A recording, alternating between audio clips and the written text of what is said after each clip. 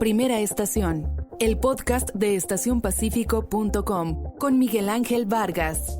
Es traído a ustedes por La Marina, va con tu estilo, Cervecería de Colima, nos gusta mucho ser de aquí, y Kiosco, celebremos lo nuestro. Noticias, entrevistas, análisis, opinión, todo lo que necesitas saber para comenzar tu día en Colima. Primera estación, el podcast de estacionpacifico.com con Miguel Ángel Vargas. Comenzamos. 7 de la mañana con 1 minuto, 23 grados centígrados. Muy buenos días, les saluda Miguel Ángel Vargas, transmitiendo desde la cabina de Super 98.9 en la tierra favorita del sol, aquí en Colima capital. Comenzamos Informe 24, una producción de estacionpacifico.com para Grupo Audiorama Comunicaciones. Hoy es viernes, ya es viernes, es 16 de octubre y saludamos a quienes nos escuchan en toda la zona metropolitana de la ciudad de Colima a través del 98.9, también a quienes nos sintonizan allá en el Valle de Tecomán a través de Max 105.3 y obviamente le damos la bienvenida a todas y todos quienes nos siguen a través de la transmisión en Facebook que hacemos en la cuenta Estación Pacífico en esta red social. Muchísimas gracias a todas y a todos. Queremos comenzar este programa, este cierre de semana en este programa, agradeciéndole su compañía. Sabemos que con ello nos están reiterando su preferencia y su confianza en nuestro trabajo periodístico y nosotros buscaremos, intentaremos, haremos nuestro mejor esfuerzo el día de hoy, como todos los días, para corresponderles con mucha información útil para todos ustedes y generada a través de un trabajo periodístico serio, riguroso, bien hecho, pues. ¿Y de qué temas vamos a platicar en las próximas 2 horas que hay en el menú de este programa? Sin duda, la nota más importante que tenemos que compartir es lo sucedido el día de ayer en la Unión Americana. Se ha dado a conocer que el exsecretario de la Defensa Nacional, el general Salvador Cienfuegos, quien estuvo al frente de la Sedena a lo largo de todo el sexenio del gobierno que encabezó el expresidente Enrique Peña Nieto, fue detenido en el aeropuerto de Los Ángeles por solicitud de la DEA. Se le acusa de lavado de dinero y de narcotráfico. Y pues esto obviamente es una bomba que ha estallado desde la Unión Americana, que tiene pues importantes repercusiones. Como si García Luna no fuera suficiente, como si los temas de Emilio Lozoya no fueran suficientes, pues siguen brotando elementos que no se originan en esta ocasión en nuestro país, que no se puede entender como algo planteado como un distractor o como desde el actual gobierno federal, sino que viene de la Unión Americana, del gobierno de los Estados Unidos. Y pues bueno, les vamos a contar los detalles que se tienen, que son pocos los detalles que se tienen sobre esta detención. Platicaremos un poco al respecto, reflexionaremos juntos un poco al respecto y obviamente será un tema al cual se le tendrá que dar un seguimiento puntual en los próximos días, semanas y meses. Además de esto, obviamente les vamos a contar, como hacemos todos los días, la actualización de los casos de COVID en la entidad y también en el país. En temas relacionados con la propia pandemia, les contaremos también que la Secretaría de Estatal explicó algunas diferencias entre el COVID y la influenza a causa del AH1N1, 2 enfermedades con consecuencias respiratorias que comparten algunos síntomas y que, bueno, es importante que la gente sepa distinguir entre uno y otro. También, en más información local, un grupo de diputados locales dieron a conocer un convenio que acordaron con el Ejecutivo Estatal para la reapertura del relleno sanitario de Manzanillo, que el día de ayer cumplió una semana clausurado. Además, como les habíamos adelantado el día de ayer, se avaló el dictamen en el Pleno del Congreso del Estado para citar a comparecer a 4 titulares de las secretarías estatales con el motivo de la glosa del quinto informe del gobernador Ignacio Peralta Sánchez. Son, como les habíamos dicho, la secretaria de Salud, el secretario de Seguridad Pública, el secretario de Administración y Gestión Pública y el secretario de Planeación y Finanzas, los 4 convocados por el Congreso para pues explicar más de sus respectivas áreas con motivo de la glosa del quinto informe de labores. En otros temas legislativos, la bancada de Morena, en voz del diputado Vladimir Parra, que además de anunciar pues cuándo será su segundo informe de labores, pues también adelantó que para lo que resta de la legislatura buscarán desde la bancada de Morena impulsar la prohibición de las terapias de conversión de orientación sexual, también conocidas como esfuerzos para corregir la orientación sexual e identidad de género, ECOSIG. Se les conoce a estas terapias con las cuales de alguna manera lo que dicen ofrecer es curar la homosexualidad, pues dicen que van a buscar legislar para que esto esté claramente prohibido. Además, la Comisión de Planeación y Turismo del Congreso del Estado, la Secretaría de Turismo del Gobierno Estatal y el Instituto Colimense del Deporte, pues dieron más detalles, presentaron ya oficialmente el torneo clásico de Pascuales de surf, el cual se llevará a cabo entre el 6 y el 8 de noviembre, obviamente en la playa Boca de Pascuales allá en Tecomán. Vamos a platicar de todo esto, también de algunos otros temas nacionales. En cuanto a entrevistas, ¿qué tendremos? Bueno, seguimos con este informe paralelo, la glosa paralela del informe. A las 7:40 de la mañana estaremos conversando vía telefónica con Rafael Martínez Brun, secretario de Movilidad de la Administración Estatal, y bueno, haremos un corte de caja sobre el quinto informe de labores. En un sentido similar, también con Mariana Martínez, directora del Instituto Colimense de las Mujeres, conversaremos por ahí de las 8:40 de la mañana, obviamente también del corte de caja con motivo del informe, pero también de algunos otros asuntos respecto a problemáticas de género que se han vivido y recrudecido recientemente en nuestro estado. Y por ahí de las 8 de la mañana platicaremos vía telefónica con Indira Vizcaíno, delegada del Gobierno de México en el estado de Colima. Con ella charlaremos sobre un recorrido que harán el día de hoy, pues para mostrar el funcionamiento y las implicaciones del mismo, de los centros integradores de desarrollo, y obviamente también platicaremos de algunos otros temas de la política en el ámbito local y federal. Así es que estos son los temas que tenemos.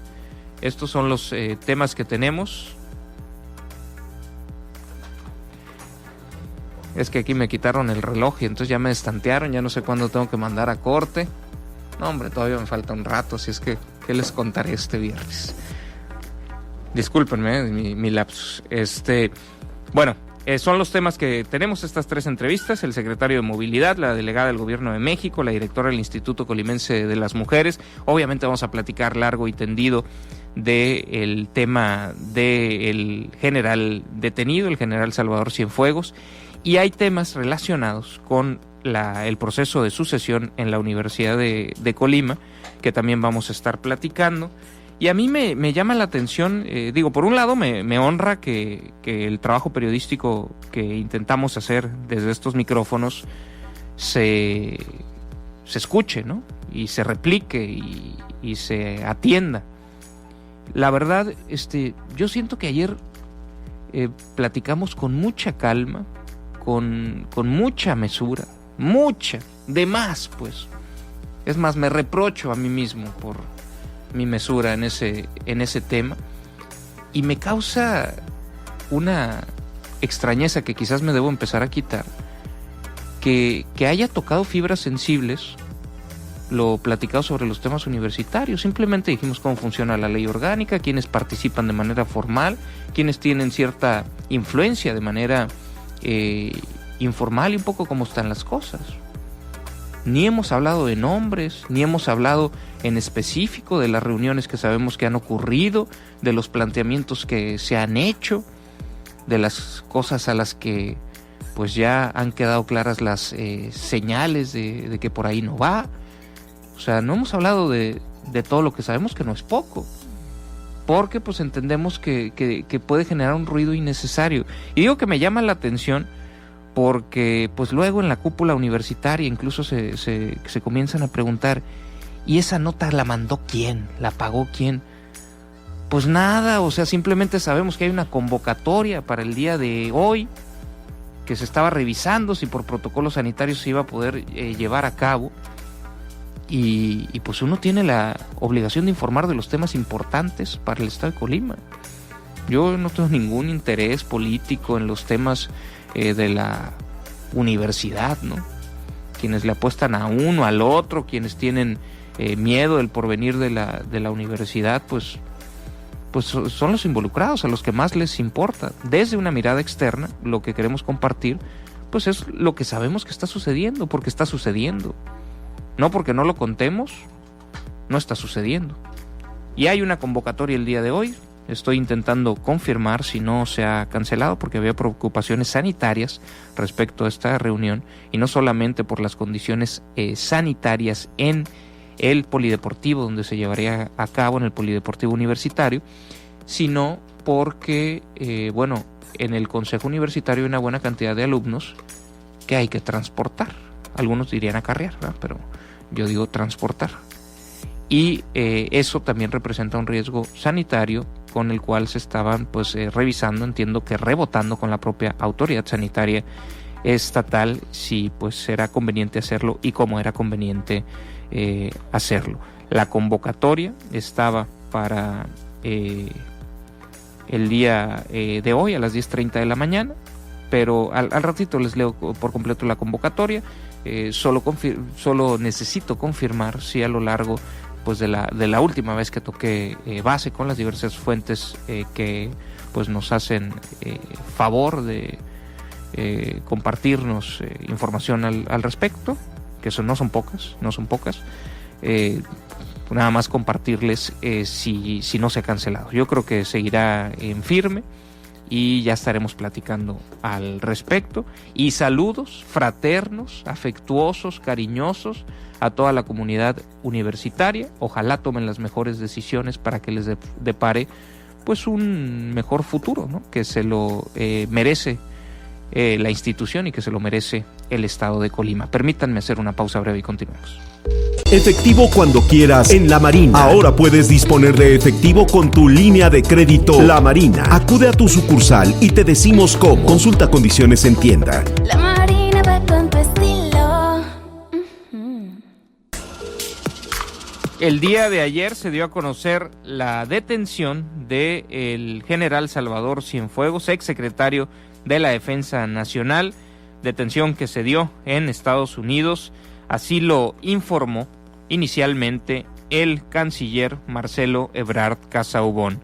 Hace aproximadamente 10 horas, vía Twitter, es decir, la noche de ayer, por ahí de las 9 de la noche de ayer, el canciller dijo a través de esta red social: he sido informado por el embajador Christopher Landó de los Estados Unidos que el exsecretario de la Defensa Nacional, el general Salvador Cienfuegos Cepeda, ha sido detenido en el aeropuerto de Los Ángeles, California. La cónsula en Los Ángeles me estará informando próximas horas, supongo que las próximas horas, de los cargos. Ofreceremos la asistencia consular a la que tiene derecho, les mantengo al tanto. Son los últimos tweets, no, después de eso no se ha dicho más.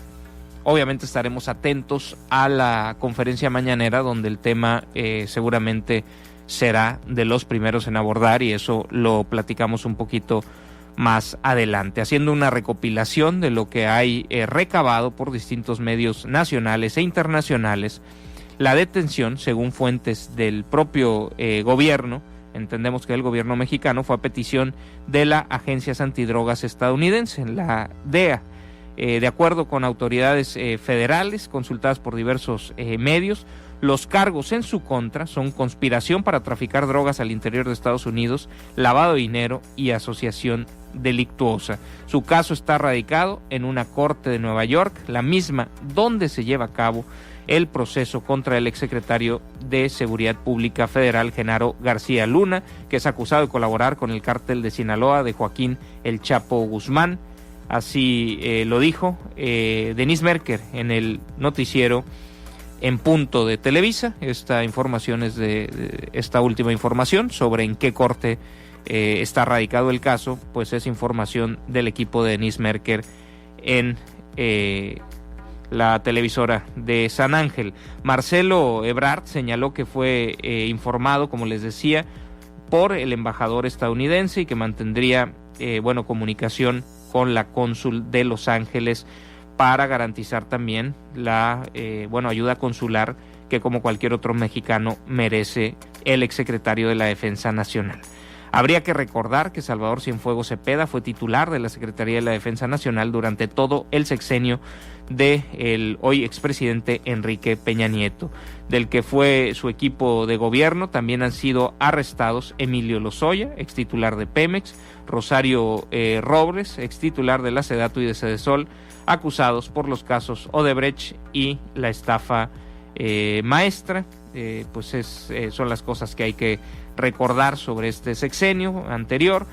Salvador Cienfuegos inició su carrera militar en 1964, estudió en el Colegio de la Defensa Nacional, obtuvo el grado académico de maestro en Administración Militar para la Seguridad y la Defensa Nacional, así como también estudió en la Escuela Superior de Guerra, adquiriendo el carácter de diplomado de Estado Mayor. En noviembre de 2018, a unas horas de entregar la secretaría a Luis Crescencio Sandoval, el general anunció su retiro, es decir, era un general retirado. En sus discursos ante sus compañeros dijo que cumplió con dedicación, entrega y lealtad al país como secretario de la Defensa. Seguiré siendo soldado, seguiré siendo su compañero, hasta pronto, dijo en aquella despedida el general hoy en retiro Salvador Cienfuegos y hoy detenido en la Unión Americana. Esa es la poca información que hay al respecto. No tenemos en este momento mucho más que decir, pues simplemente reflexionar con ustedes sobre la bomba que representa esto en términos políticos. Se le acusa de conspiración para traficar drogas a la Unión Americana, se le acusa de lavado de dinero y se me pasa otro de los cargos, asociación delictuosa. Y pues son cargos gravísimos que pues habrá que ver. No se aventarían, me parece, pues un paquete de esta naturaleza, como en el caso de Genaro García Luna, si no tuvieran información sólida, datos, evidencias sólidas para poderlo llevar ante un juez, porque evidentemente esto pues genera una tensión entre los gobiernos de ambos países. No es tampoco que el gobierno mexicano actual vaya a meter las manos al fuego por el general Cienfuegos, y disculpen la cacofonía, pero pues también tiene que tener el gobierno mexicano muchísimo cuidado de que no se abusen de los derechos de pues un ciudadano mexicano. Y también pues obviamente genera tensiones porque el pensamiento en automático que se genera sobre este tema es porque siempre allá tienen la información que aquí no se tiene. Y ya hay un cambio de gobierno. Es evidente que si hacía estas fregaderas en el gobierno de Peña Nieto, pues el gobierno de Peña Nieto lo iba a defender, ¿no? Y el procurador de Peña Nieto lo iba a defender. Con un cambio de gobierno que se plantea como un cambio de régimen, pues obviamente hay que cuestionar al actual gobierno de por qué estas investigaciones no se originan aquí. Y seguramente, como en los casos de García Luna, nos va a decir el fiscal general de la República, Alejandro Gertz Manero, pues nosotros ya lo estábamos investigando, déjenme decirles. Pues sí, pero quienes sí terminan haciendo la tarea pues más completa, buscando hacer justicia, y por lo que a ellos les compete, ¿no? Por la lana lavada, porque le ayudaban a los narcos a meter droga a la Unión Americana, pues ¿qué más no habrá pasado acá que no tenga ninguna interés Estados Unidos en investigar? Pienso en violaciones de derechos humanos, en el ejercicio, en el manejo de las Fuerzas Armadas, ¿no? En la protección de violaciones de derechos humanos por parte de elementos de las fuerzas castrenses. Pienso en desapariciones forzadas, pienso en tantas cosas que las organizaciones defensoras de derechos humanos pues dijeron a lo largo del anterior sexenio.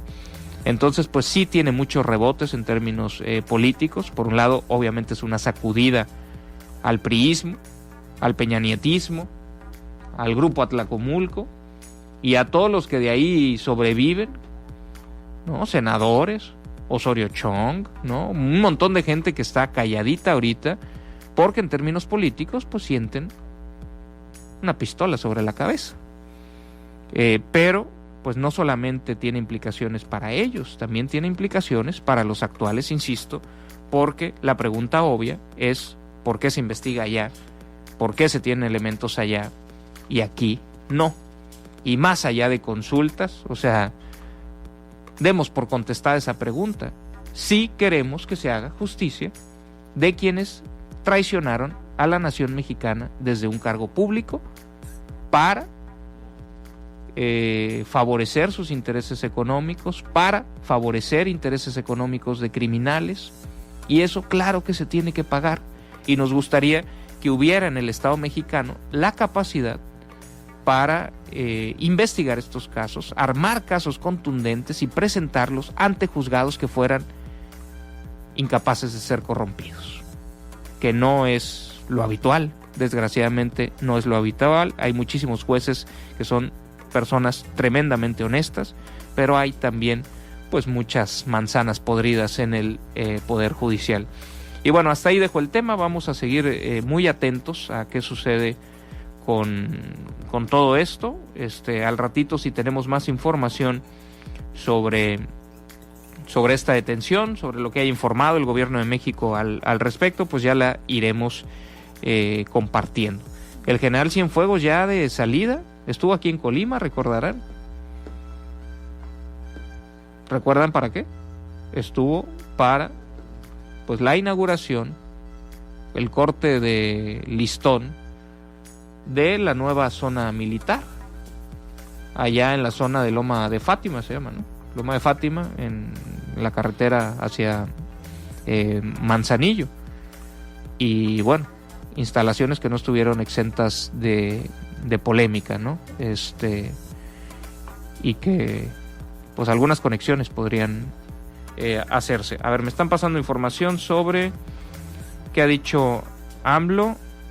Sí, a ver, vamos a ponerles en la transmisión algunas imágenes de aquella vez que estuvo en la inauguración de esta zona militar, el general Cienfuegos.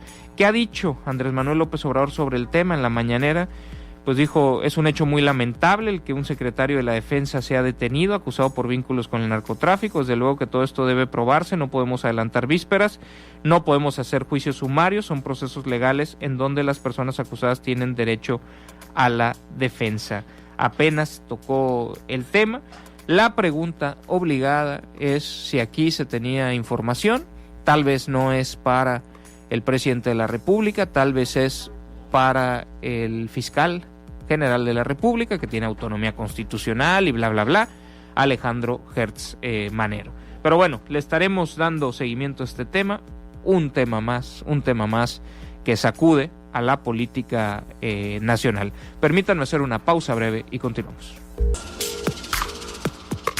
Gracias por continuar con nosotros. Y bueno, ¿qué información hay que actualizar sobre la pandemia? Primero les comparto en el ámbito nacional, hay 5.514 nuevos casos para llegar a un total acumulado de 834.910 casos confirmados acumulados. De ellos el 4%, casi 42.000 se encuentran activos y hay otros 314.836 casos en la categoría de sospechosos, de los cuales 45.000 podría obtenerse algún resultado. Los restantes 269.000 pues ya no hay posibilidad de obtener resultados por diversas razones. Se añadieron también en el último reporte, la última actualización, 387 decesos, con lo cual las defunciones alcanzan un total de 85.285 a lo largo de la pandemia. Esto en el ámbito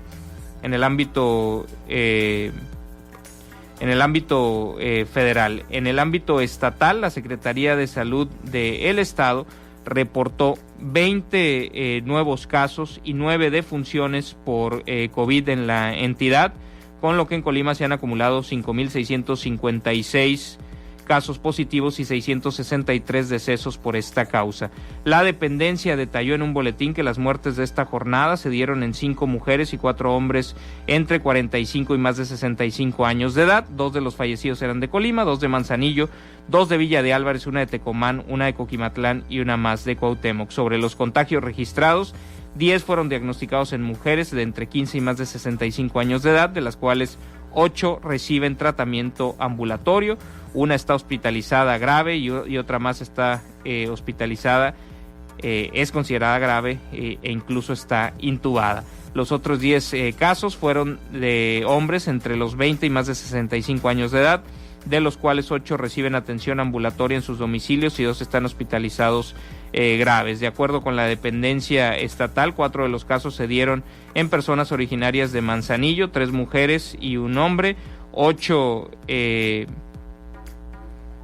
se dieron en Colima, 3 mujeres y 5 hombres, 6 en Villa de Álvarez, 4 mujeres y 2 hombres, 1 hombre de Tecomán y 1 más de Ixtlahuacán. Hay otros 212 casos sospechosos en el estado, de los cuales 184 se mantienen en sus domicilios en aislamiento preventivo, 21 están hospitalizados y hay 7 personas que fallecieron y que se está a la espera del resultado del laboratorio.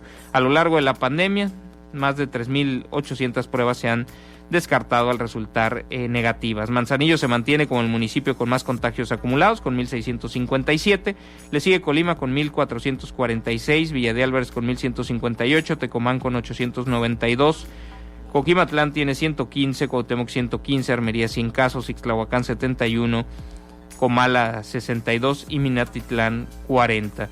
Manzanillo tiene también la mayor cantidad de fallecimientos por COVID, suma 245, Colima 142, Tecomán 110, Villa de Álvarez 87 y ya los demás municipios tienen menos. El que menos tiene es Minatitlán con 5 fallecimientos. Bajamos un poco el porcentaje de casos activos. Tenemos 5.656 casos positivos acumulados y de ellos, permítanme, aquí no calculamos el porcentaje, pero hay 483 casos activos de los 5.656 casos totales. Es el 8.5% del total de casos activos. Hubo días que estuvimos por encima del 10% del total de casos acumulados y esa cifra pues es obviamente conforme pasa el tiempo es más complicada que el total de casos activos, que los casos activos, la proporción de casos activos sobre el total de casos pues sea mayor, ¿no? Porque el total, el denominador se va haciendo más grande, ¿no? A nivel nacional, sin embargo, en este mismo momento de la pandemia, pues el total de casos activos es de 4% y aquí estamos en 8.5%. Lo que podríamos decir es que está pues como el doble de viva la pandemia aquí en la entidad que a nivel nacional, y esto puede tener que ver con varias razones. Una, con relajación de medidas aquí, pero también puede tener que ver con que la pandemia aquí esté siguiendo pues una curva que inició después, a como inició en el ámbito nacional. Se tardó en llegar, se tardará en salir. Y también, pues hay que decirlo, cuando uno ve el comportamiento social donde prácticamente se está ignorando este tema, pues no hay de otra, ¿no? Y para la gente que nos ve vía Facebook, les estamos mostrando la gráfica donde claramente se ve. Y vamos a empezar a hacer, ya me convencieron, ayer platicaba con una persona y la verdad es que me convencieron de que hagamos algún proceso para que se pueda ver una línea de tendencia, porque pues sí, nosotros marcamos los puntitos, pero sería importante que quedara clara la línea de tendencia. Yo percibo pues una U después del pico que se dio, pues si son 15, 30, 45, hace como 2 meses se vio una caída, pero pues hace unas 3 semanas se ve un repunte y obviamente pues eso es algo que nos preocupa a todos. Los casos activos principalmente en el municipio de Colima, Villa de Álvarez y Manzanillo, donde se tienen 146, 122 y 118 casos activos respectivamente. Pues hasta ahí dejamos este tema, la actualización en cuanto a estadísticas de la pandemia.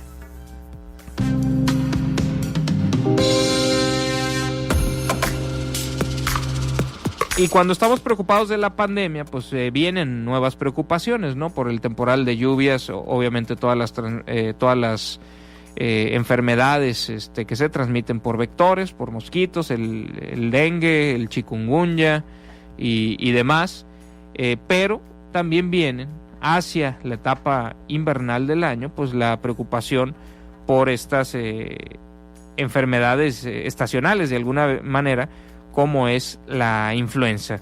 El pasado 1 de octubre, en términos de preocupación epidemiológica, pues inició la temporada de influenza en el estado, lo cual coincidió pues con una pandemia que se mantiene, la pandemia del COVID. La Secretaría de Salud Estatal ha estado señalando que ambas enfermedades comparten algunos síntomas. Entonces la pregunta que muchos se hacen es cómo se puede diferenciar un padecimiento del otro. La epidemióloga de la Secretaría de Salud Estatal, Diana Carrasco, aceptó que para los médicos resulta pues muy complejo distinguir entre la enfermedad ocasionada por el virus del SARS-CoV-2 y la influenza, aunque precisó que una diferencia es que el periodo de incubación de cada padecimiento varía. El del COVID es más extenso y el de la influenza es más corto.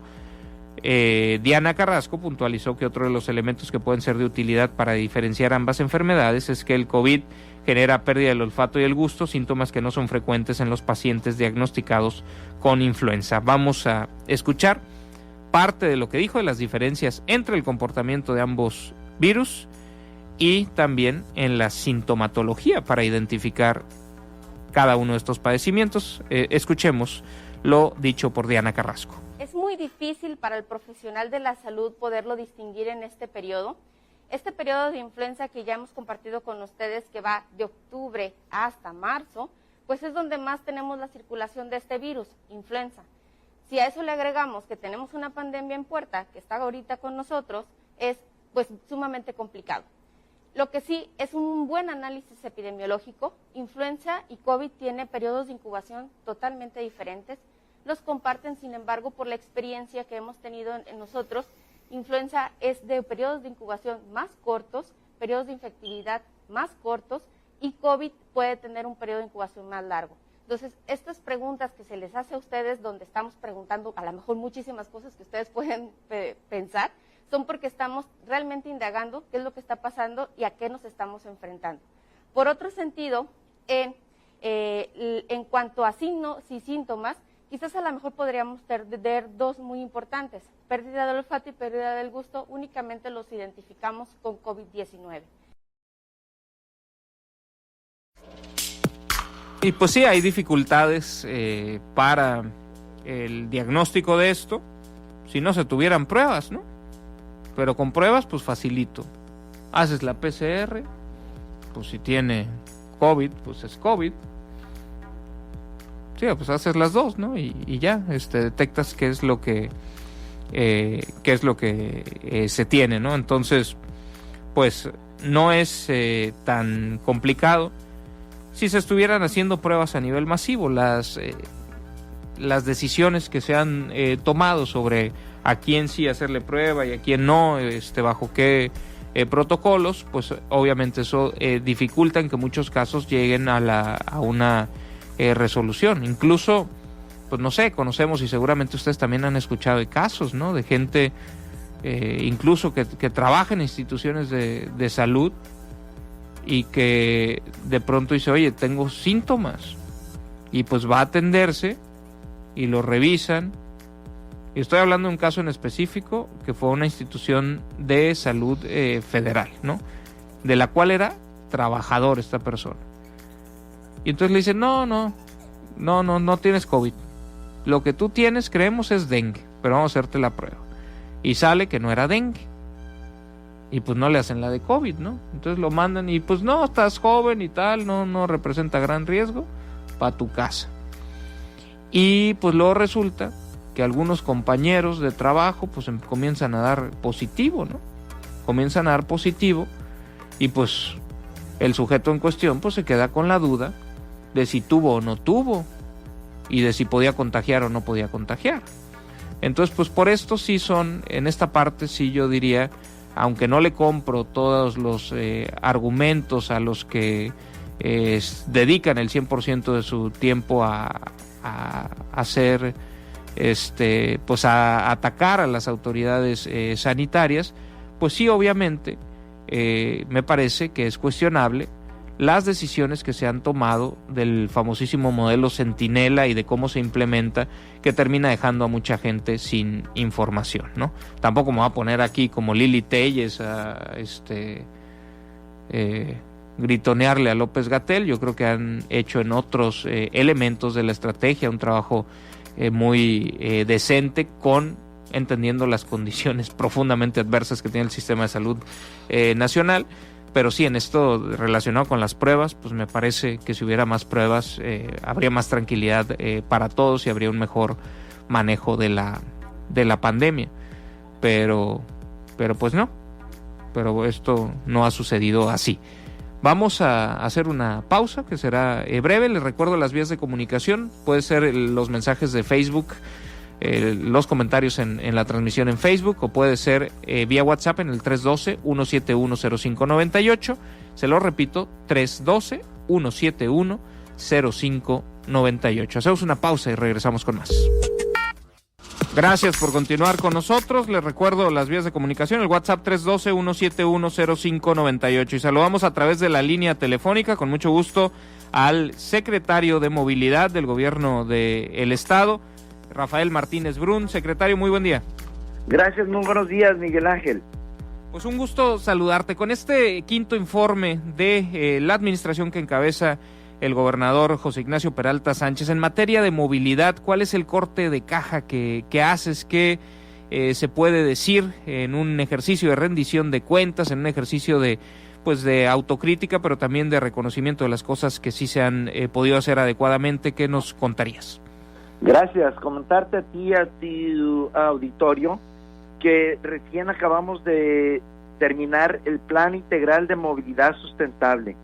Es un estudio técnico-científico que analiza la movilidad de las personas, los medios de transporte, orígenes, destinos, rutas tomadas, y como resultado de este estudio, que de manera conjunta se está haciendo con Banobras, los resultados nos permitirán modernizar y mejorar el sistema de transporte público, buscando opciones para recorridos, paradas, nuevos medios de transporte y sobre todo armonizar todos los medios de transporte.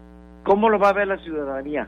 Pues la ciudadanía lo va a ver principalmente en la integración de nuevas unidades y con una tecnología diferente, con seguridad, con una supervisión más estricta, con GPS, con aprovechando toda la tecnología del C5 para brindar seguridad a la ciudadanía.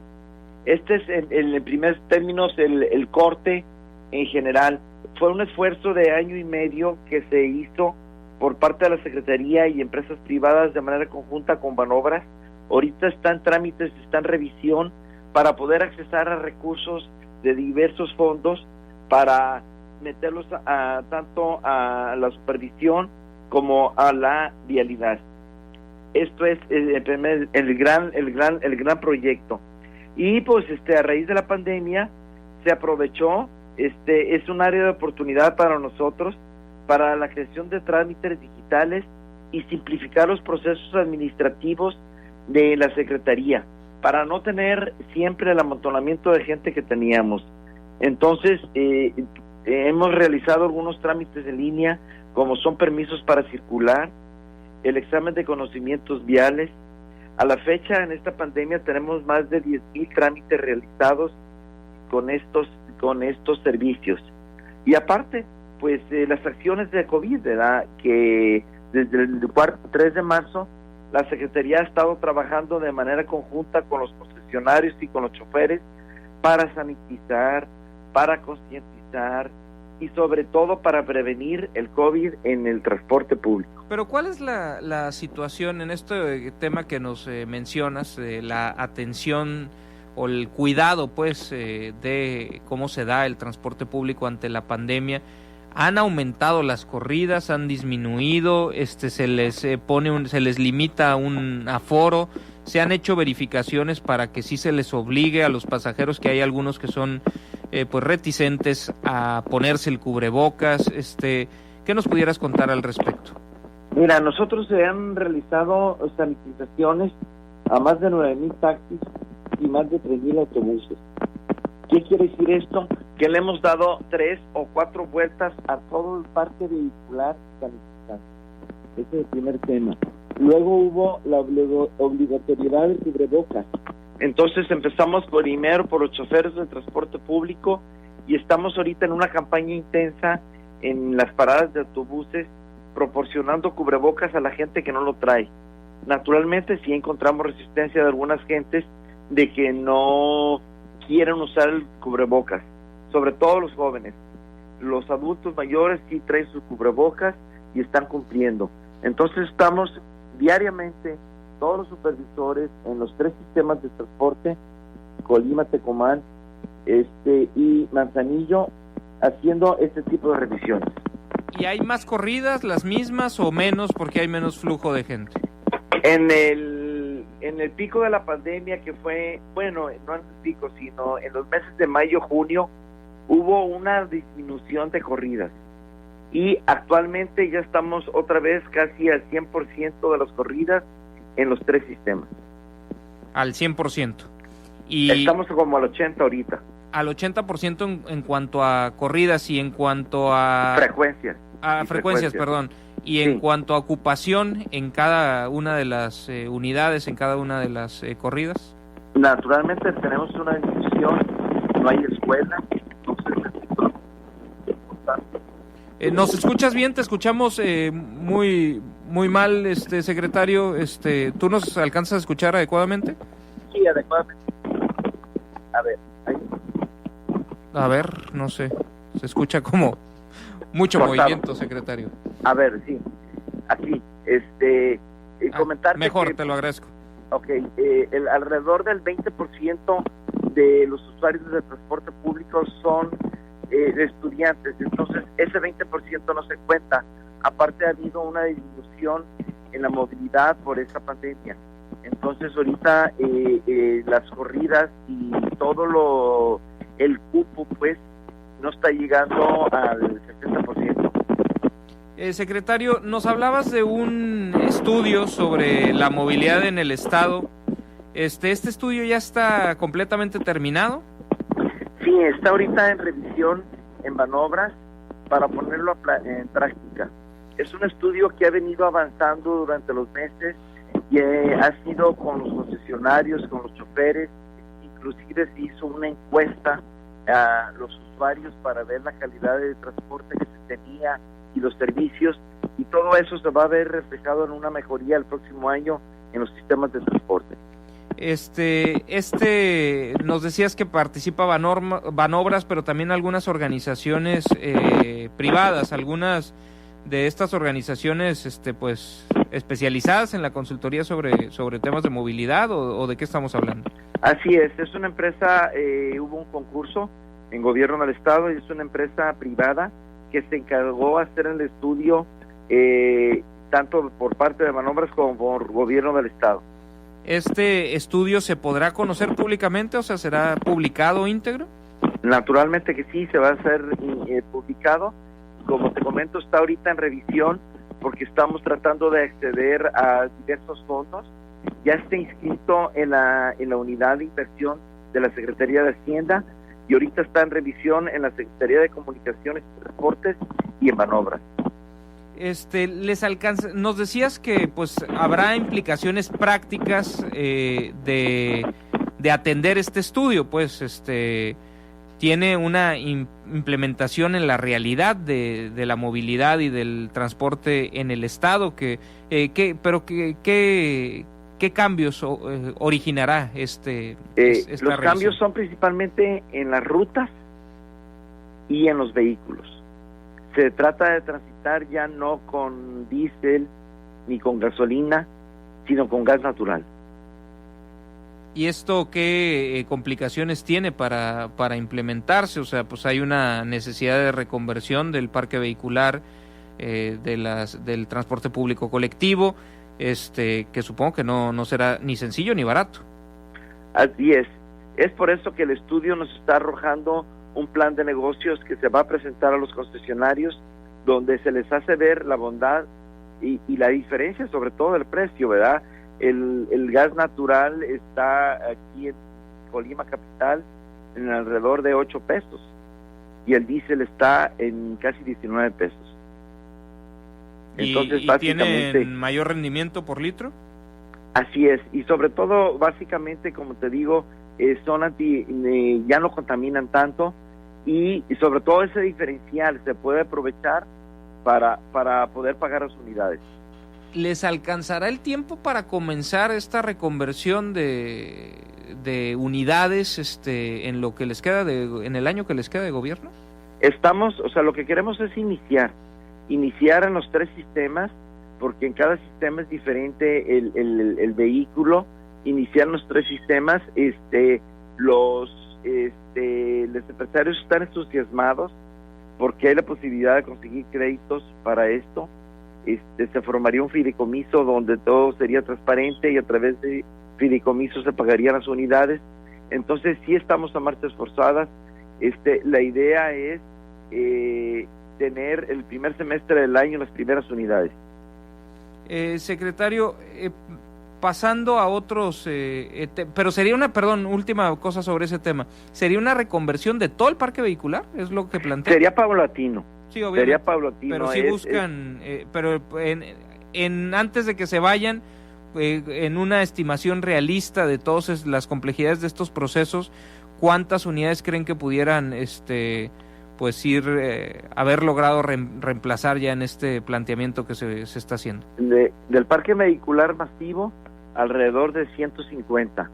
Del parque individual, estamos ahorita ya un 40%, y este año, con algún tipo de crédito que vamos a conseguir, vamos a ya empezar a quitar los Urus, ¿verdad? Que ya tienen más de 10 años de antigüedad. El caso de los taxis no es reemplazar por nada de gas natural, ¿o sí? No, o sea, hay la posibilidad de la reconversión, ¿verdad?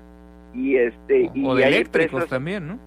No, pues el problema del eléctrico es el caro, costo, ¿no? ¿verdad? Sí. Se analizó para el transporte público masivo lo eléctrico y sí, ¿verdad? Se eleva bastante. Y el gas natural, pues lo tenemos ahí en Manzanillo, ¿verdad? Entonces, inclusive en Manzanillo saldría mucho más barato que en Colima. Pues bueno, ya por último, ¿cuál es nos decías, hay trámites que se han ido a que se pueda hacerlos en línea, ¿no? Para evitar problemas en la pandemia, pero ¿está operando la Secretaría o cuál es la situación actual en cuanto a la atención al público de manera presencial? Mira, como todas las entidades, estamos regulados por la Secretaría de Salud. Entonces, lo que estamos atendiendo no hemos dejado de atender más que por ahí alrededor de el mes de mayo, junio, unos días, pero estamos atendiendo. Lo que hacemos es espaciar un poquito las citas para que no se nos junten más de 20 personas en las salas de Colima, Tecomán y Manzanillo. Y los trámites en línea que se están siguiendo, pues son los que te mencioné. Y en el área del transporte público, que también era un talón de Aquiles que teníamos, ya la gente no tiene que ir. La gente a través de internet pasa sus datos y se le genera una cita y ya nomás va a la cita, ya no tiene que ir a entregar los papeles y generar ese aglomeramiento que teníamos en las oficinas. ¿Sigue vigente que no se requiere, si expiró tu licencia, renovarla en este momento? Es decir, que se mantiene vigente. Hasta ahorita no. Tenemos todo el mes de octubre todavía, según el último decreto. Okay. Pero vamos a hacer una campaña y vamos a sacar de las instalaciones parte de las licencias para poder agilizar el trámite y no saturar las salas de espera de la Secretaría. ¿Pero sí se han mantenido el trámite de licencias o está suspendido? Sigue vigente y las licencias para primera vez ya haces el examen en línea y ya nomás te presentas con tus documentos y ahí mismo en menos de 30 minutos la obtienes. Perfecto. Secretario, ¿algo que no te haya preguntado que quisieras agregar? Gracias. Nomás la recomendación, ¿verdad?, del uso de cubrebocas en el transporte público. Sí tenemos bastantes dificultades con usuarios que todavía siguen un poquito reacios a usarlos. Entonces nosotros les comentamos que es por su salud y por la de nuestros semejantes. Te agradezco, secretario. Gracias y buen día. Buen día. El secretario Rafael Martínez Brun, titular de la Secretaría de Movilidad. Vamos a hacer una pausa breve y continuamos. Informe 20. Gracias por continuar con nosotros en Informe 24. Gracias a toda la gente que se ha comunicado. Les agradezco algunos de sus comentarios. Ahorita los abordamos. El buen Carlos me los pasa y en un momento los abordamos. Según lo que he podido recabar, se mantiene vigente la convocatoria para la sesión del día de hoy del Consejo Universitario a realizarse en el Polideportivo Universitario.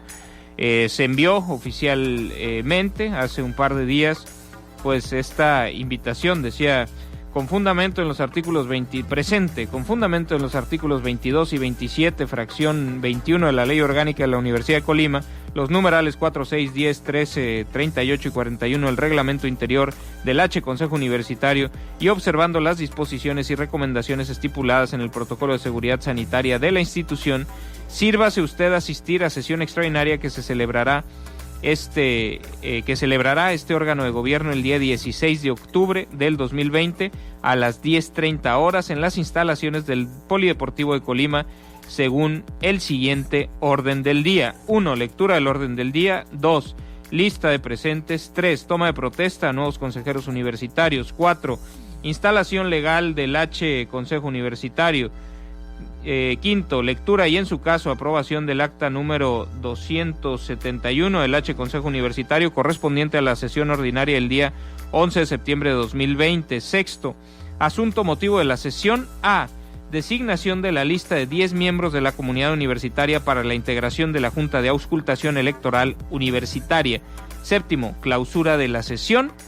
Un documento que fue enviado a todos los integrantes del Consejo Universitario por el rector de la máxima casa de estudios en el estado, José Eduardo Hernández Nava, con un sello que dice atentamente, estudia, lucha, trabaja, Colimacol.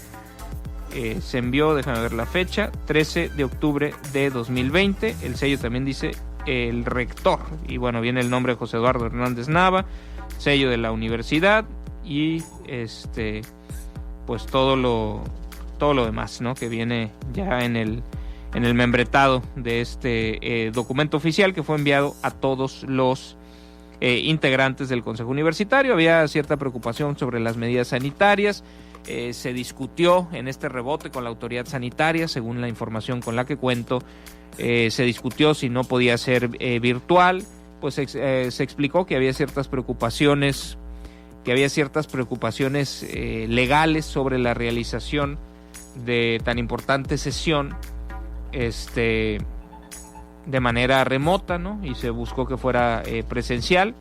Entiendo que algunos de los sectores importantes en la conformación de este Consejo Universitario pues abogaron porque fuera presencial. Hay también una pues preocupación por llevar pues un riguroso control de lo que suceda en un proceso tan importante como es un proceso de renovación de la rectoría.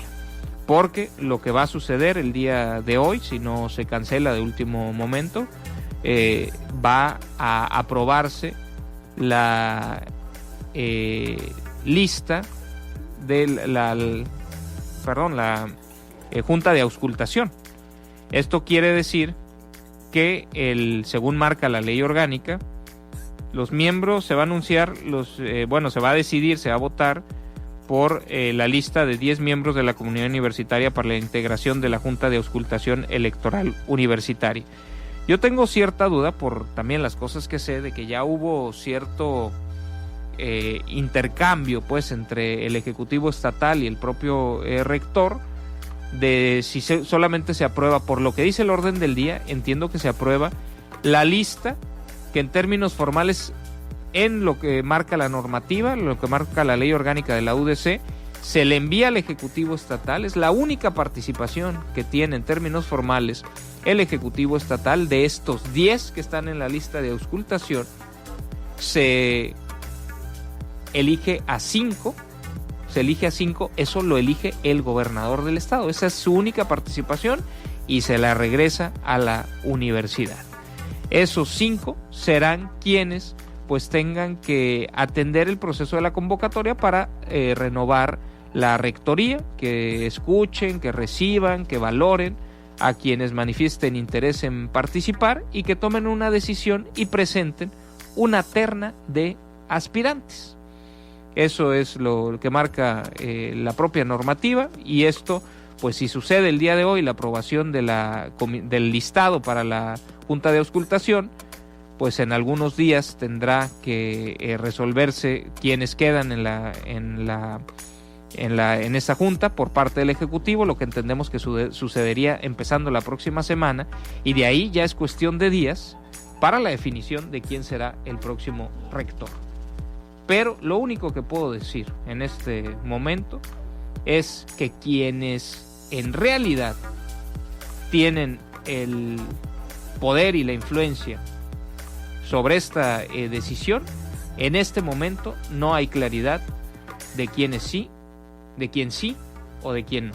Es un proceso que se va a construir en los próximos días, es decir, no está planchado quién será el sucesor del rector José Eduardo Hernández Nava. Eso está por definirse y evidentemente aquí estaremos pues platicando lo que sea, lo que tengamos corroborado con el rigor periodístico que ustedes merecen, pues lo iremos platicando con todos ustedes. Hasta ahí dejo el tema. 10:30 esta sesión de Consejo Universitario en el Polideportivo de Colima. Se tendrán que cuidar las medidas sanitarias. Ojalá se cuiden desde la transportación de los integrantes que son estudiantes, que seguramente no tienen vehículo, que no tendrían por qué también tener la posibilidad de transportarse e incurrir en esos gastos, y seguramente se les facilitará, pero ojalá que ese facilitarles pues no sea poniéndolos en riesgo, que no sean camiones llenos, que no sea sin sana distancia, que no sea sin cubrebocas y demás. Y bueno, de lo que ahí suceda y de quiénes son en esta lista de 10, pues ya lo estaremos platicando, y de cuáles 5 va a dejar el gobernador, ya lo estaremos platicando. Se le suma el líder del SUTUC y se le suma también el líder de la FEC a esta junta de auscultación. Hasta ahí dejo el tema, vamos a hacer una pausa y al regresar conversamos con la delegada del Gobierno de México en el estado, Indira Vizcaíno. Gracias por continuar con nosotros, y saludo a través de la línea telefónica a la delegada del Gobierno de México en el estado de Colima, Indira Vizcaíno. Delegada, muy buen día, ¿cómo estás? Muy buen día, Miguel, con el gusto de saludarte a ti y a todas y todos los que nos escuchan. Vas a hacer un recorrido por un centro integrador de desarrollo. ¿Qué es esto? ¿Con qué se come? ¿Para qué sirve? ¿Es una instalación física? ¿Cuántas hay en el estado? Cuéntanos un poquito de que tal vez quienes no están en alguna de las comunidades y en alguna de las zonas, quienes no estamos de las zonas en las que están ubicados, pues tal vez no tenemos ni la más remota idea de lo que ahí pasa. Cuéntanos un poquito de ello. Así es, Miguel, el día de hoy vamos a visitar un centro integrador de desarrollo, que es esta figura a través de la cual se está materializando este anhelo, esta instrucción, además del presidente Andrés Manuel López Obrador, de que el gobierno esté cercano a la gente, de que no hagamos a las personas, sobre todo de las comunidades rurales, que tengan que llevar traslados largos y costosos para poder hacer algún trámite de los programas sociales del Gobierno de México, sino que el gobierno esté cerca de la gente. ¿Cómo? Pues a través de los centros integradores de desarrollo, que son pequeños espacios físicos, la mayoría prestados por comisarías ejidales o municipales, en las que atienden servidores de la nación, toda la atención y el apoyo en materia de programas sociales, es decir, desde el registro de nuevos beneficiarios, cuando un adulto mayor va cumpliendo los 68 años, hasta el cambio de algunos datos, si se cambian de domicilio, si quieren cambiar de tutor o representante, y todo esto para que los adultos mayores, las niñas y niños con discapacidad, los beneficiarios de los programas sociales puedan resolver cualquier inquietud, cualquier duda e incluso trámites respecto a sus programas desde su propia comunidad. ¿Cuántos hay en el estado? En el estado tenemos alrededor de 80 centros integradores, es decir, están ubicados de manera estratégica en las comunidades rurales, de suerte que a las personas lo más lejos que le quede un centro integrador sean aproximadamente 8 kilómetros o el equivalente a más o menos 1 hora caminando, porque en muchas comunidades rurales en nuestro país, pero también en Colima, no solamente en otros estados de la República, la gente para poder tener comunicación hacia otras comunidades lo hace bajo esta circunstancia, porque no hay el transporte público que cubra todas estas rutas. Entonces, insisto, son alrededor de 80 que están ubicados en las comunidades rurales, que lo que buscan es que como beneficiario de un programa social o como ciudadano que tengas alguna inquietud, pues lo más lejos que te quede de tu vivienda sean 7 kilómetros. O sea, sin la existencia de ellos, todos esos trámites, por ejemplo, en el estado de Colima, ¿dónde tendrían que hacerse? ¿En la oficina de la En la oficina delegación? de la delegación, en la capital del San estado. Fernando, ¿dónde están?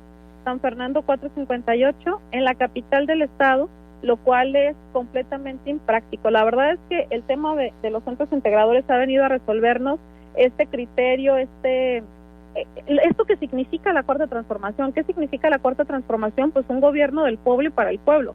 Y eso significa que estamos cerca de la gente, atendiéndolos ahí, y todo lo que implica, porque muchas veces las personas ni siquiera se acercaban a las oficinas de gobierno precisamente por sentirlas así, como unas oficinas alejadas, unas oficinas en donde no necesariamente recibían un buen trato, y ahora que tienen estos centros integradores directamente en su comunidad, que están siendo atendidos por servidores de la nación, que la gran mayoría de las veces son de su propia comunidad, pues esto implica una relación de confianza, de cercanía, de saber que pueden acercarse y que van a recibir un buen trato, un trato digno, y que nos garantiza como gobierno de México pues dar esta atención que se merecen las y los colimenses. ¿Cómo se definió la ubicación de estos casi 80 centros integradores? Pues se definió en función de el número de habitantes que tenían las diferentes poblaciones rurales, es decir, las poblaciones que tenían más habitantes entre dos poblaciones cercanas, que entre ellas hubiera menos de 7 kilómetros de distancia, pues se ubicó en la población con mayores habitantes, para que la otra población pudiera acudir a esta misma, y en aquellas que aunque tuvieran muy pocos habitantes, pero su población más cercana con un centro integrador estuviera más de 8 kilómetros de distancia, entonces tiene su propio centro integrador. El objetivo, insisto, es garantizar el acceso de todas y todos a la información de los programas del Gobierno de México. ¿Cómo son en cuanto a instalaciones? O sea, ¿es una oficina bien establecida o es que los denominados servidores de la nación van y ponen una mesita y ahí toman los apuntes de cualquier cosa y luego ya los pasan? O sea, ¿cómo funciona en términos de infraestructura estos centros integradores? Dependerá de qué definas como oficina bien establecida. Si como oficina bien establecida ¿tienen es internet, una oficina pues? fifí, con aire acondicionado, etcétera. No, delegada, estamos No. hablando con seriedad, pues no. entiendo que ese no es el planteamiento y que no se requiere pues elegancia, ¿no? O Exacto, lujos o sea, para lo que atender tenemos eso. que entender es que estamos en un gobierno que es completamente distinto, que es un gobierno que lo que privilegia es la cercanía con la gente, con los colimenses y los colimenses. Insisto, todos los espacios son prestados por comisarías ejidales, municipales, en algunos casos incluso por ayuntamientos. Ahí se instaló pues una mesa, sillas para la atención al público, para que si hubiese más de una persona que quiera solicitar información, pues esté bien atendida, puede estar sentada, etcétera. Tienen internet, tienen acceso a internet, la mayoría de ellos, y se está en este proceso para que todos y cada uno de ellos tengan acceso a internet, y que este internet, dentro de este programa del Gobierno de México denominado Internet para Todos, pues también sea la garantía de tener comunicación en estas comunidades, porque además coincide que muchas de estas comunidades pues justamente son las que están completamente incomunicadas en cuestión de tecnologías de la información. Entonces el objetivo de que este centro integrador también tenga una antena de internet satelital que brindará el servicio a la comunidad, pues también cumple un objetivo más de esto que se ha planteado el presidente, de acercar los servicios a las comunidades que por mucho tiempo pues han sido invisibilizadas. Y supongo que de cerrar brechas de desigualdades, ¿no? Precisamente cuando hablo de acercarnos a aquellas comunidades que han sido invisibilizadas y que lo que se trata es de acercarles tecnologías, de evitarles tener que hacer grandes traslados en los que invierten tiempo y dinero, pues para nosotros es muy importante que eso significa acortar estas brechas de desigualdad. Y también otro tema que de pronto no es común que lo traigamos a colación, pero lo importante que esto también es para las denominadas economías del cuidado, algo que poco a poco se empieza a visibilizar y que es como prácticamente todos los cuidados de personas en el hogar, llámese adultos mayores, llámese niños, llámese personas con discapacidad, etcétera, terminan recayendo en las mujeres de la familia. Y el hecho de que estas mujeres de la familia, además de sus actividades cotidianas, muchas veces además del trabajo en casa, un trabajo al que tienen que acudir fuera de casa para trabajar, y además de eso es dar toda esta atención de economías del cuidado para atender al adulto mayor, a los niños, a las personas con discapacidad, y tener que hacer un trámite, y tener que invertir para hacer ese trámite viniendo de una comunidad más de 2 horas, invertir más de 300, 400 pesos porque hay que moverlos en taxis, porque no se pueden subir a un autobús, porque traen una silla de ruedas, etcétera, pues implica tiempo, implica recursos. Nosotros lo que queremos es facilitar eso para que también se pueda disponer de una mejor forma del tiempo de las mujeres, que es tan valioso como el de todas las personas, y que esto se vea reflejado en una mejora de la calidad de vida de las familias. Nos decías que cualquier cambio en los modificación, registro, petición de información se pueden hacer en estos centros. ¿Hay algún otro tipo de trámites que se puedan hacer? Porque pues si ya se está haciendo estas instalaciones, pues me haría lógica que se buscara acercar todo lo que se tenga que acercar de todas las autoridades y pues también me hace lógica esto que plantean de convertirlos también como en un cibercafé, ¿no?, para las comunidades rurales. Pues son precisamente también oficinas y espacios desde los que se generan vínculos con dependencias del Gobierno de México para inquietudes sobre información de cosas que puedan estarse haciendo, trámites, servicios o incluso programas en diferentes dependencias del Gobierno de México. Eso también es el objetivo de estos centros integradores. Los servidores de la Nación que atienden los centros integradores pues tienen comunicación directa con la delegación, con los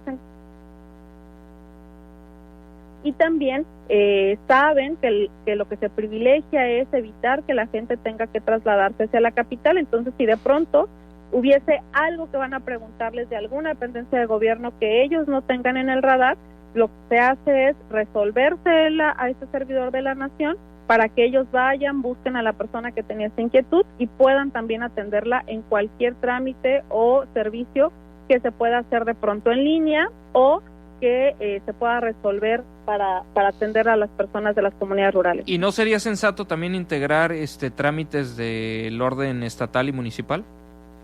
Pues yo creo que esa tendría que ser una aspiración. A mí me parece que si actuáramos de manera conjunta en esta visión que significa facilitarle las cosas a la gente, porque al final el objetivo de los gobiernos se supondría que es ese, es atender a la población de una manera eficiente. A mí me parece que aquí está ya puesto la primera piedra, pues el primer espacio para lograr eso, y que lo que seguiría pues sería eso, cómo logramos que estas oficinas estén mucho más trámites y servicios municipales, estatales y federales para garantizar un acceso integral de las y los colimenses a los servicios que se puedan estar ofreciendo. Yo creo que ese tiene que ser un objetivo que tenemos que poner nuestra vista hacia allá, a lograr esta coordinación con el Estado y los municipios y a lograr que también todos los servicios estatales se estén ofreciendo en estas oficinas. ¿Se lo han planteado oficialmente esos órdenes de gobierno? No, me lo han planteado las personas de las comunidades y nosotros lo hemos visto como una necesidad, lo hemos visto como algo que indiscutiblemente debe de atenderse y a mí me parece que también nos lo tenemos que plantear como un compromiso. Delegada, te iba a preguntar ya nada más para cerrar con el entendimiento de estos centros. Decías que la mayoría tienen internet, pero no todos. Este internet que tienen ya está funcionando como para la gente de las comunidades rurales, o sea, para llevar internet, acceso a internet a las comunidades rurales, o cuál es el estatus de este planteamiento. Sí, bueno, hay algunos en los que para poderles brindar el acceso a internet lo que se tuvo que hacer es ya instalar estas antenas satelitales porque son comunidades en las que no hay acceso a internet. y por lo tanto al estar esta antena satelital pues ya brinda el servicio no solo al centro integrador sino a la comunidad. Pero se tiene el número de cuántos ya están brindando el servicio a la comunidad. Bueno, apenas se están haciendo algunas pruebas, en Colima tenemos alrededor de 5, pero el objetivo del gobierno de México es que en 2021 estén instaladas el 100% de estas antenas. Han estado funcionando bien en los lugares en los que ya contamos con ellas. A mí me parece que será uno de los principales propósitos que tenga el gobierno de México para el próximo año. ¿Se va a aumentar el número de centros integradores?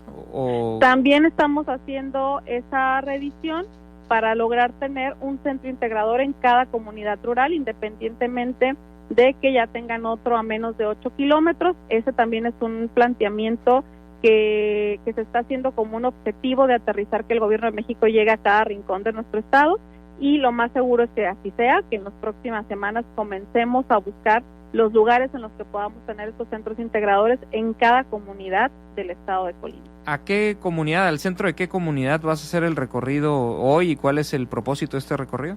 Hoy vamos a estar en la comunidad de Chiapa, en el municipio de Cuauhtémoc. La intención es precisamente que conozcamos el servicio que se brinda y cómo funcionan los centros integradores y la importancia que tiene para la gente de las comunidades que estos centros integradores existan. Insisto, primero porque se les facilita el acceso a la información y programas del gobierno de México sin tener que invertir tiempo y dinero para trasladarse hasta la capital del estado, pero además porque también insistiría en que muchas veces en las comunidades rurales las vías de, no las vías de comunicación, perdón, los transportes públicos son muy complicados y eso también dificulta la movilidad de las personas. Entonces la intención de hacer este recorrido, de conocer cómo funciona, de ir a una comunidad rural, es justamente que podamos palpar el cómo, cuando se tiene un gobierno como el gobierno de México, que piensa primero en la gente, pues en realidad se pueden atender muchas cosas de mejor manera, y cómo esto se puede lograr con dos cosas. La primera, con voluntad, con cariño, con corazón, con amor al pueblo. Y la segunda, pues con austeridad, todo lo que tiene que ver con la transparencia, con el combate a la corrupción, y cómo cuando generamos estos ahorros se pueden ir haciendo inversiones para poder comunicar estas comunidades a través de este programa que será Internet para Todos, y cómo podemos llegar a cada rincón para darle la atención que se merecen las y los colimenses, y como siempre nos debieron haber tratado a los mexicanos.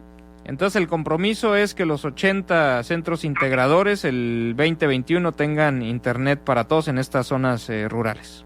Así es, ese es el compromiso del gobierno de México, que se pueda tener el 100% de los centros integradores cubiertos con estas antenas satelitales de Internet, que brindarán también un servicio a la comunidad.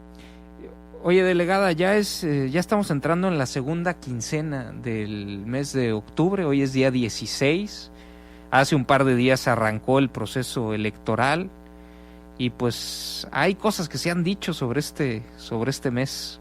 ¿Alguna novedad en ese respecto? Pues la novedad es que, bueno, pues no es novedad, seguimos trabajando.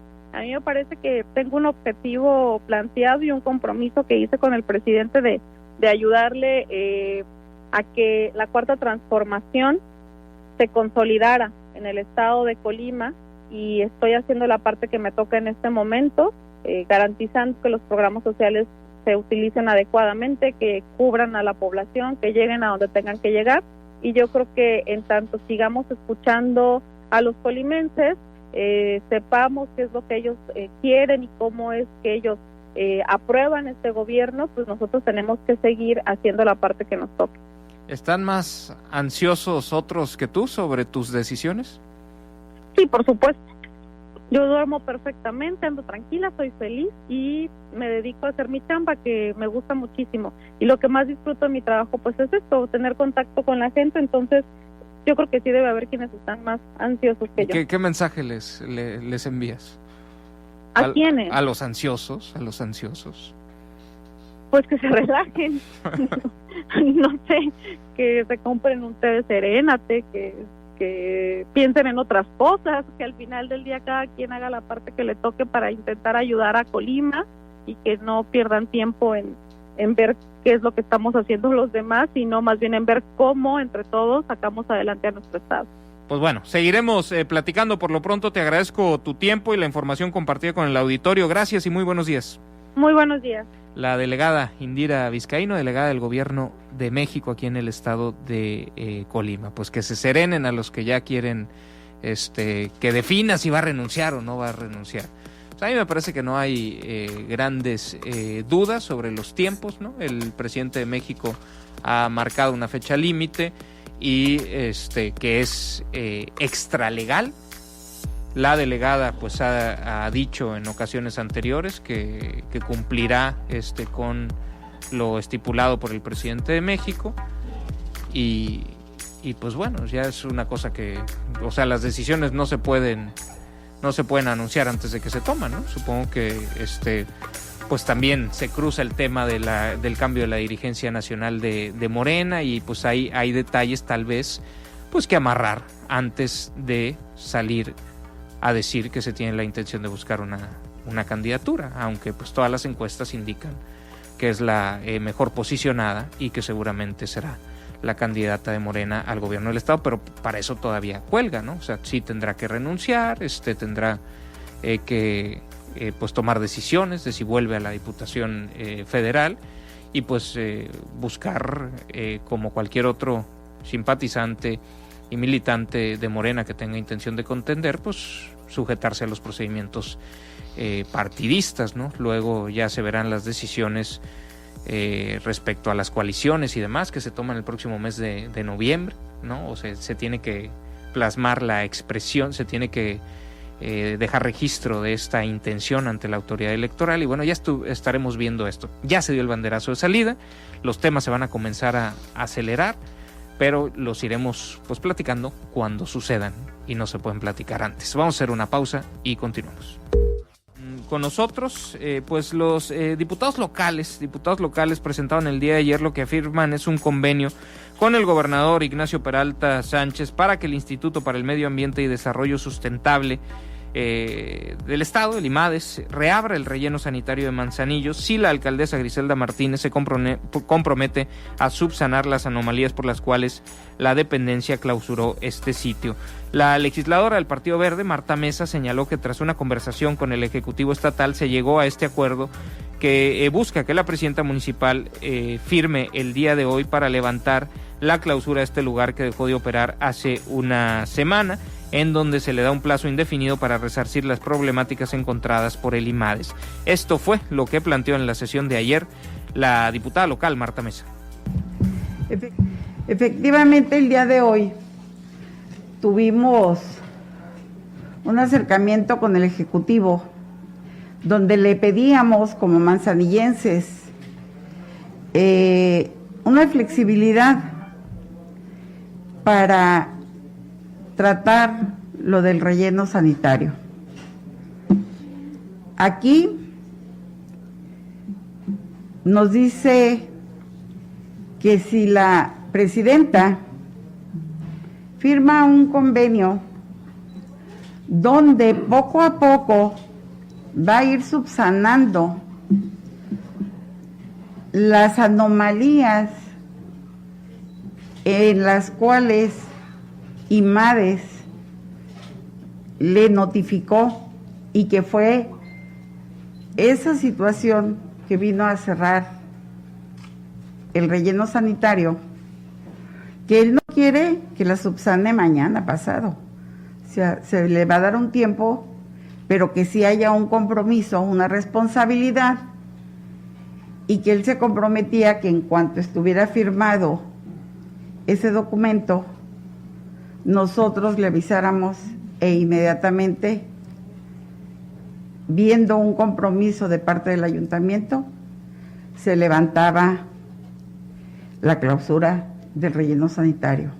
Se le giró un oficio que hoy fue presentado a las 3 de la tarde en el ayuntamiento para que se presente mañana a las 9 de la mañana si tiene ese interés de venir, firmar, donde esas observaciones las va a ir subsanando, a lo mejor en un plazo de 6 meses, 7 meses, no sabemos, pero que tenga esa disponibilidad.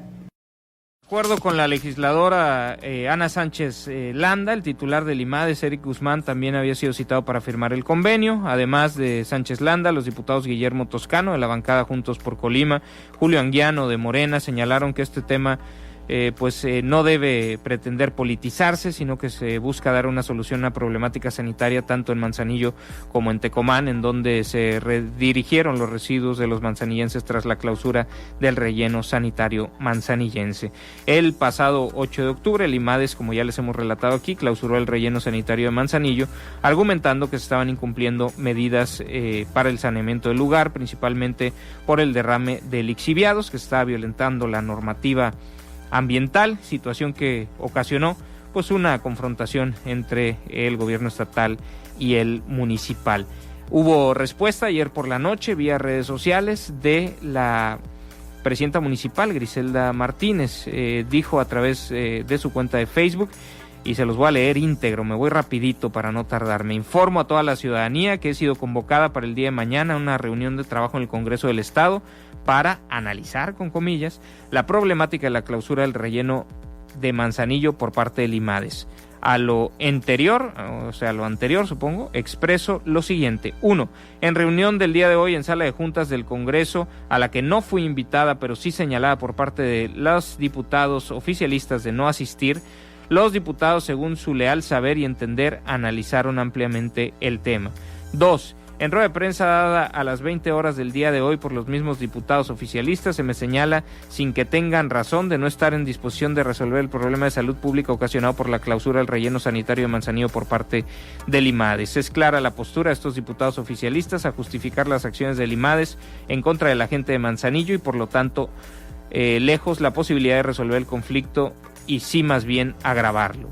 3. Después de analizar las intervenciones de cada uno de esos pseudo representantes en la reunión que se sostuvieron la mañana de hoy, en la que queda clara su aprobación a la eventual clausura de todos los rellenos sanitarios del Estado y crear otro que no se encuentre cerca del mar y sí más bien llegando a Colima y que pueda ser privatizado y entregado a intereses particulares. Es que convoco al director del IMADES a sostener en las instalaciones de este honorable Ayuntamiento de Manzanillo una reunión el día de mañana a las 10 de la mañana para que el equipo técnico de nuestra administración le informe al mismo de manera detallada la información ya entregada por oficio el viernes pasado y, de ser necesario, ampliarla con el único objetivo de resolver el problema de salud pública que prevalece en nuestro municipio.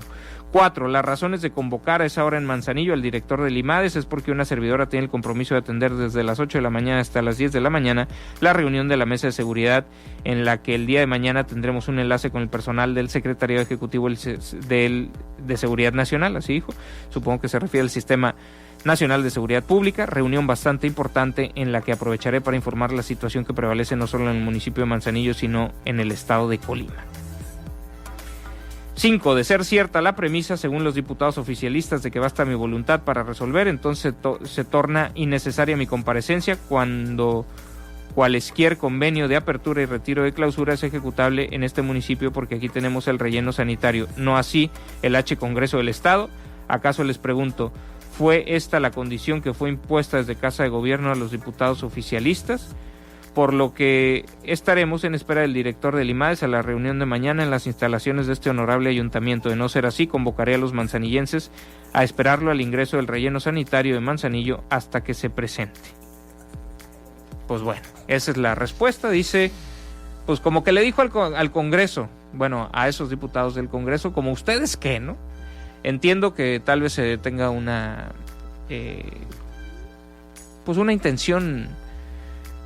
No tengo elementos, bueno, pudiera tener elementos, pero no pongo en duda la intención que pudiera ser genuina de ayudar a resolver un conflicto que se ve pues muy tenso, ¿no? Pero pues sí me parece que si no va de la mano con las dos partes este intento de interlocución, pues se vuelve, cuando el Congreso no tiene facultades para esto, pues se vuelve un poco irrelevante su participación.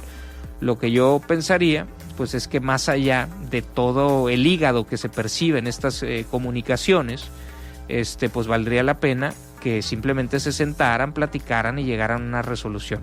La propia alcaldesa en estos micrófonos, pues aceptó que hay violaciones a la normativa ambiental, dijo no solo en este relleno sanitario, sino en todos, y que bueno, que estaban haciendo cosas y dispuestos a hacer cosas para remediarlo. Pues yo creo que a la autoridad ambiental le toca hacer su chamba. Si tiene alguna intencionalidad política o no, pues eso dejémoslo para otro momento, pero si las condiciones en términos ambientales no son las adecuadas, pues se tienen que resolver, y pues se tiene que mostrar voluntad para resolver los problemas, porque pues para eso elegimos autoridades, ¿no? En el ámbito estatal y municipal, para que hagan la chamba, y la chamba no es el pleito, sino la solución de las broncas. Vamos a hacer una pausa y continuamos. Gracias por continuar con nosotros, y saludo a través de la línea telefónica Mariana Martínez, directora del Instituto Colimense de las Mujeres. Directora, muy buenos días. ¿Qué corte de caja, qué balance haces de lo realizado, pues sobre todo en este último periodo, o de lo alcanzado ya en estos 5 años de trabajo al frente del instituto? Cuéntanos un poquito al respecto del corte de caja con motivo del 5º informe que pudieras hacer. Muchas gracias, Miguel Ángel, muy buenos días, y gracias también por la oportunidad de poder platicar con todo el auditorio. Estamos en el marco del 5º informe de gobierno, y la verdad es que es bien importante poder reflexionar que pues recibimos un instituto que tenía pues muchos retos en cuanto a la cobertura de los servicios que estaba brindando. Recibimos un instituto que tenía, digamos, unas destinos del presupuesto para la atención, y que te puedo decir que en el año 2015 y 2016 las atenciones que daba el instituto oscilaban en 375, 400 mujeres. Hoy día estamos en la atención solo con los proyectos de los municipios de más de 5.300 mujeres con un seguimiento continuo.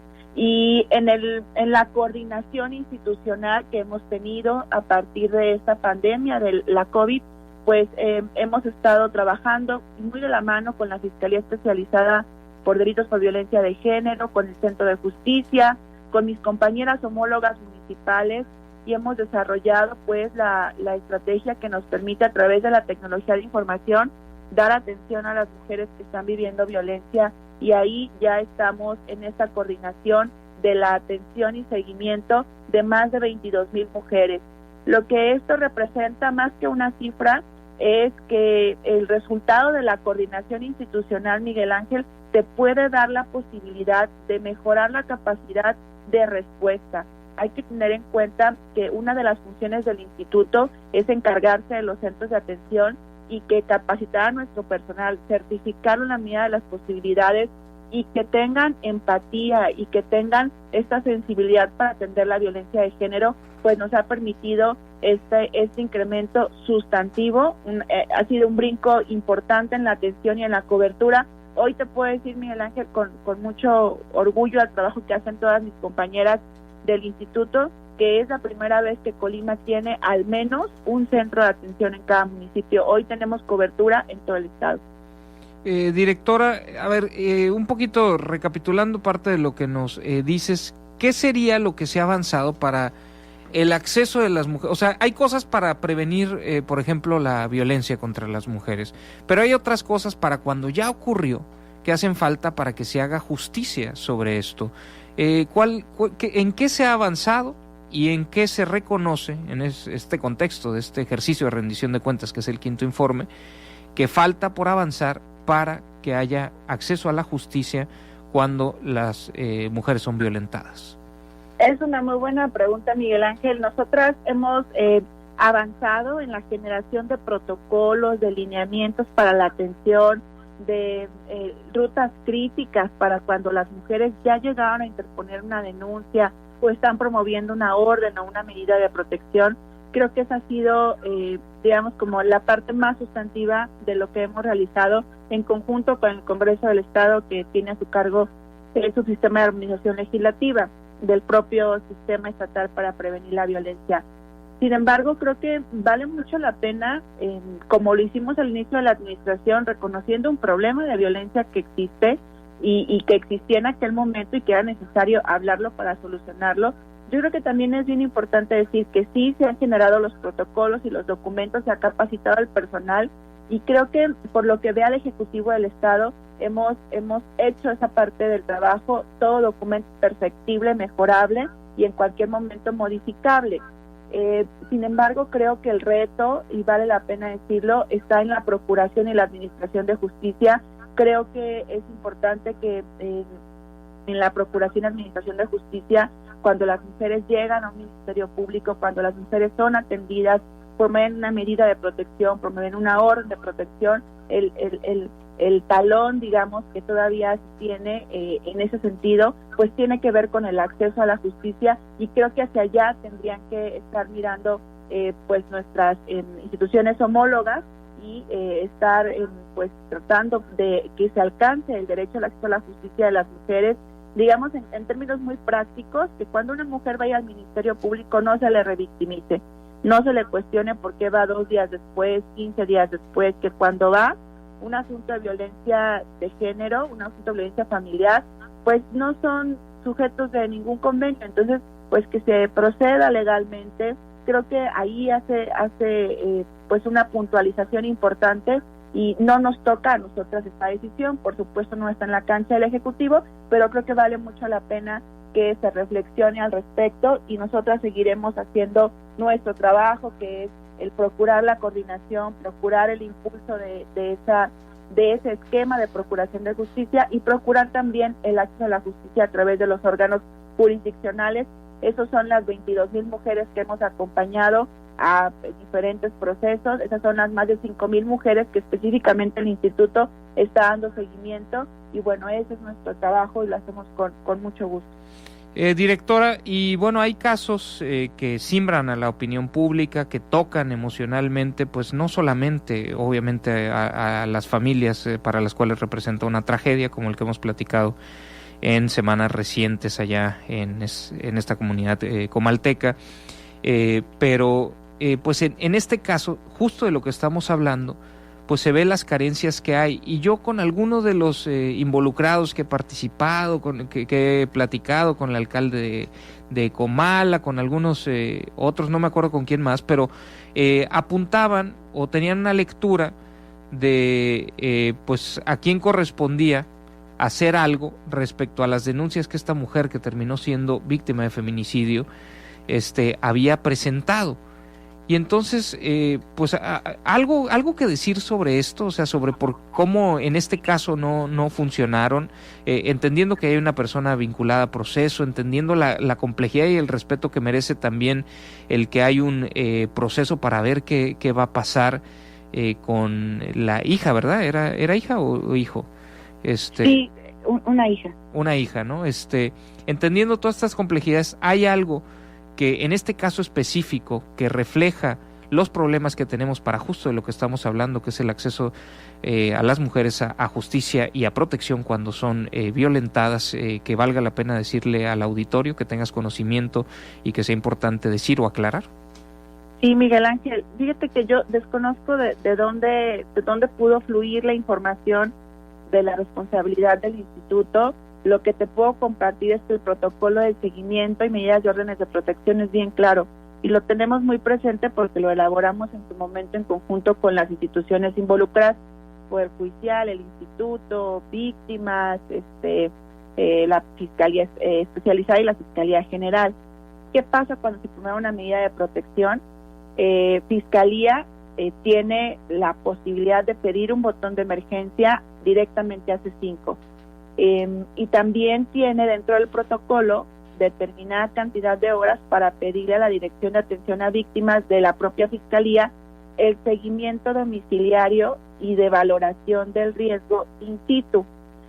Y cuando se promueve una orden de protección, que es otro mecanismo de protección para las mujeres en las que hemos impulsado reformas también al propio protocolo, lo que corresponde es que Poder Judicial, en un término inmediato, envíe al Instituto Colimense de las Mujeres la solicitud de atención psicológica de las mujeres y a víctimas y a CEPAVI para el agresor, etcétera, y que le envíe a la Dirección de Víctimas de la Fiscalía el seguimiento del riesgo, porque el seguimiento del riesgo in situ depende de las corporaciones policíacas o de las corporaciones de seguridad. En el caso del instituto, yo te puedo compartir que en todos los casos, hemos respondido antes de tiempo, designando lo que la jueza nos ha pedido. Pero la gran discusión, si recuerdo los dichos y un poco los planteamientos que se hacían, es si la orden de protección, quien la tiene que aplicar en términos de poner una patrulla o algún elemento de seguridad o estar verificando si es la propia Fiscalía o si es el Ejecutivo Estatal a través de la Policía Estatal con la intervención del instituto que tú diriges. Es la Fiscalía General del Estado a través de la Dirección de Atención a Víctimas y Prevención del Delito, y si lo llega a pedir Poder Judicial o la Fiscalía, el auxilio policiaco, entonces tendría que hacerlo la Corporación Policial Municipal o Estatal. Director, y lo pidió. Directora, pues seguiremos platicando, habrá que repetir la invitación, nos quedaron algunos temas en el tintero, desgraciadamente se me terminó el tiempo. Algo, 30 segunditos, algo que te haya faltado por decir. Agradecerte, Miguel Ángel, el espacio, pero sobre todo, sabes que agradecerle a todo el equipo del Instituto Colimense de las Mujeres que hace posible que estemos trabajando con este alcance en la política del gobernador Nacho Peralta. Gracias, directora, muy buen día. Gracias, Miguel Ángel, buen día. La directora del Instituto Colimense de las Mujeres, Mariana Martínez. Y bueno, ya para despedirme, les agradezco a la gente que nos dejó comentarios.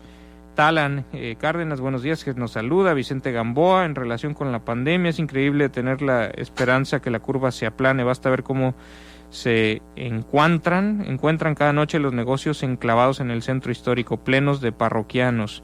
Leticia, no sé si le corresponda al secretario, no sé a qué se refería. Poder gestionarlo, pero no hay ningún tipo de servicio de la Hacienda del Carmen al Chivato, Joyitas, el Naranjal. Como siempre, las personas más necesitadas que no tienen vehículo pagan mucho en taxis, no hay ningún otro servicio. Antes sí había una ruta. Pues le pasamos a movilidad este tema. El crecimiento hacia el norte pues tiene que ser correspondido con políticas públicas para el transporte público. Gracias por haber estado con nosotros, gracias a todo el equipo obviamente que hace posible este programa, Carlos, Elina, Daniel, Álvaro en controles, y gracias a ustedes por habernos acompañado a lo largo de esta semana. Yo me despido, soy Miguel Ángel Vargas y sinceramente les deseo pues el excelente viernes y fin de semana que ustedes se merecen. Primera Estación, el podcast de estacionpacífico.com con Miguel Ángel Vargas. Es traído a ustedes por La Marina, va con tu estilo, Cervecería de Colima, nos gusta mucho ser de aquí, y Kiosco, celebremos lo nuestro. Presentaron